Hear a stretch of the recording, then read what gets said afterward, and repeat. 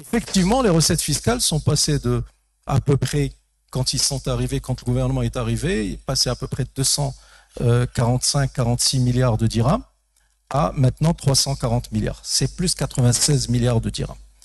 Sauf que lorsqu'on analyse le contenu de ces 96 milliards, et ça, comment dirais-je, ôte toute la pertinence de l'argument du gouvernement, on se rend compte que 42% de cette progression de recettes fiscales, c'est la TVA et les TIC, les taxes intérieures de la consommation. Autrement dit, ce n'est pas l'élargissement de l'assiette, ce n'est pas la performance de la réforme, c'est tout simplement vous et moi et tous les Marocains qui payent de leur poche 42% de cette croissance. Et quand on zoome sur l'impôt sur les sociétés, la quote-part est de 25,8 milliards de dirhams, c'est à peu près 27-28% du total.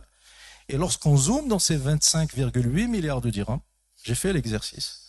Il y a 4 sociétés qui représentent plus de 30% de cette croissance.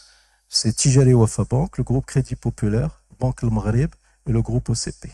Et donc ça montre qu'en réalité, la progression des recettes fiscales, elle est concentrée sur soit les Marocains, à travers leur pouvoir d'achat, la TVA, soit sur un nombre réduit de grandes sociétés qu'on connaît, qui sont transparentes. En réalité, la réforme fiscale portée par le gouvernement est non seulement injuste, mais totalement inefficace. Et le plein potentiel fiscal, ce n'est pas plus 96, mais c'est plutôt plus 200 et plus 250 milliards de dirhams.